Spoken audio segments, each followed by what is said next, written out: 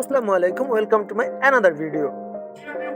আজকের ভিডিওতে থাকছে আপনারা যারা জাতীয় বিশ্ববিদ্যালয়ে অনার্স ভর্তি পরীক্ষায় অংশগ্রহণ করেছিলেন এবং প্রথম মেধা তালিকায় চান্স পেয়েছেন তাদের কি করণীয়, এবং যারা এখনো চান্স পাননি তাদের জন্য কি করণীয়, আর যারা ফেল করেছেন তাদের জন্য কি করণীয়, এ টু জেড নিয়ে আলোচনা থাকছে এই ভিডিও। তো আপনারা যারা এখনো চ্যানেলটি সাবস্ক্রাইব করেনি তা অবশ্যই চ্যানেলটি সাবস্ক্রাইব করে দিয়ে পাশে থাকবেন। অনার্স ভর্তি প্রথম মেধা তালিকায় চান্স প্রাপ্তদের করণীয়: ভর্তির সময়সীমা 28শে জুন থেকে 15ই জুলাই পর্যন্ত অনলাইনে ফর্ম পূরণ করে কলেজে ভর্তি হতে হবে।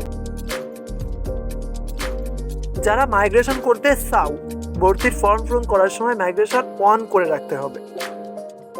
মাইগ্রেশন অন রেখে ভর্তি হলে উপরের পছন্দের সাবজেক্ট আসার সম্ভাবনা রয়েছে। সময় মতো ভর্তি না হলে আসন বাতিল হবে। যারা প্রথম মেধায় চান্স পাননি তাদের কি করতে হবে? দ্বিতীয় মেধা তালিকা প্রকাশিত হবে মেবি 30 তারিখের ভিতর। দ্বিতীয় মেধার জন্য পুনরায় আবেদন করতে হবে না, শুধুমাত্র অপেক্ষা করবে ফলাফলের ডেটের জন্য। প্রথম মাইগ্রেশন যারা করবে তাদের ফলাফলও ওই দ্বিতীয় মেধা তালিকার সাথে প্রকাশিত হবে।